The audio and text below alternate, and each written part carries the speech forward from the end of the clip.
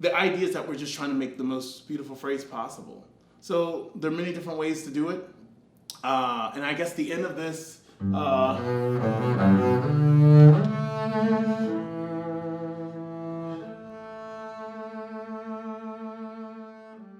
this is Riley. Riley is a little smaller than Norma, and so I use Riley mainly for my solo playing, which is great. And I am about to do a belted out basses Instagram post. I play melodies that generally aren't played on the bass. I'll steal a melody from, I just did a viola solo recently. I did a viola solo from Daphnis and Chloe. I've done that. I played, once I did the English horn solo from Dvorak 9, because it's just really beautiful. I played opera. I've done opera arias as belted out. So you can really belt anything out. It's a great opportunity. And now I'm going to do something a little strange, and this is play something from a Broadway show, which I don't think I've done on my channel yet. The reason I know this melody is because when I was young, we used to have the VHS. So back when I was young, we had these little tape players, like VCRs, and you had to put the tape. It was like this big and had little things that round and had film in it, and you had to put it into a machine. And one of the tapes that we had was of the musical Annie, and it's one of my earliest memories because I don't know, my mom taped it and then would play it for us. And those songs are very much in my head. But there's this one song, Maybe, which I thought was really beautiful, just the tune. And I thought I would do it for my belted out basses. And it has this.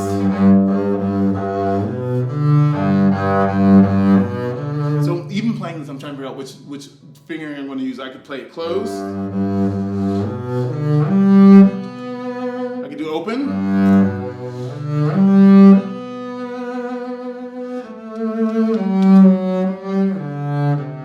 I don't know if any of you know this tune. That was out of tune.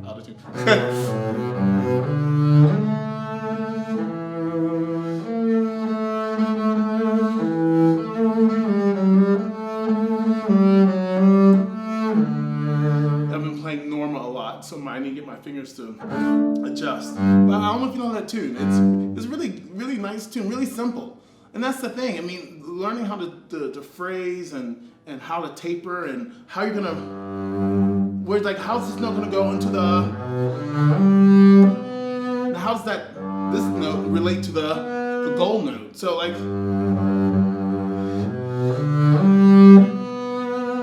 and even like that little hesitation, I hold it and then a little momentum. That almost acts like an appositeur. So there's like this little spin over the C.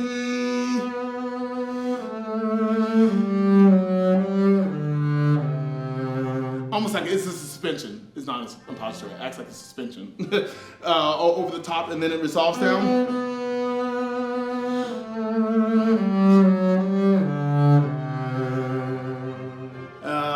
Yeah. So. I mean, there's so many different things you could do. I mean, I test out vibrato, particularly like the.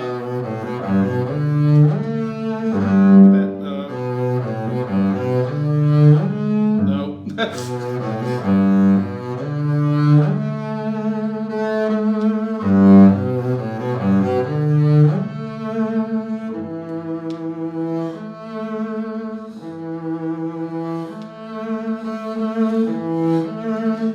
I'm playing that across because I think it's easier to play that across than going.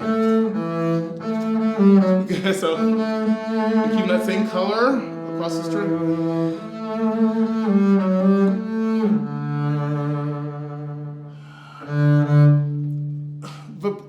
And there's so much that can be talked about, but even because I could play it differently. To me, this is a little more broad. Almost Mahler-esque as far as the way the breath of the melody. So you won't see me like do this.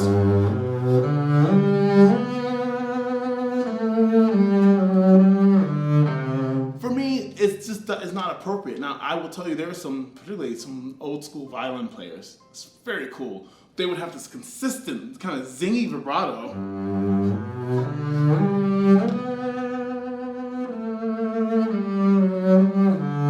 It's even hard for me me to do. It was actually really nice and attractive. There are lots of ways, there are many ways to peel a cucumber. And for those of you who follow me, you will know where that's coming from. But there are many ways to peel or skin a cucumber. And the idea is that we're just trying to make the most beautiful phrase possible. So there are many different ways to do it. And I guess the end of this,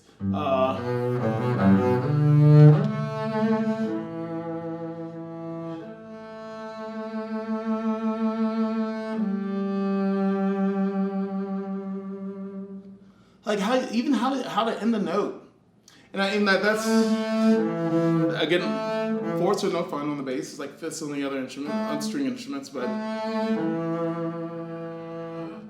and what is it? Particularly if you know the words, because then how do the words fit into how I'm going to make this.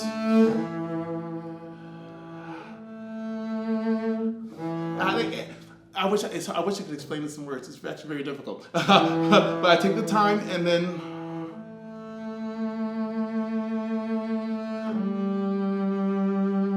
I'm trying to get that as smooth as possible.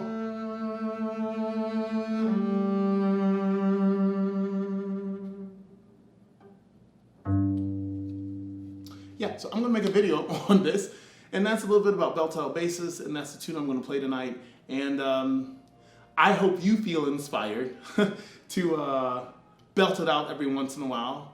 Don't be afraid of the melody. Take it and own it like it was written for your instrument anyway. And I think it'll help with your musicianship as you continue to grow in this wonderful journey of being a musician, where we never learn everything.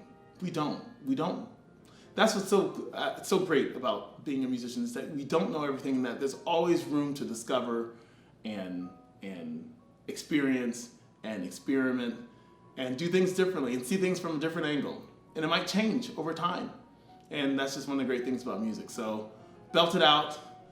I want to see your videos out there in the world. So I just listened to myself do a run through of maybe from the movie Annie, and you can probably even see my headset, and it's all the usual stuff. Trying to have a consistent vibrato, making sure my bow changes are smooth. And actually one that's really hard is even the end, that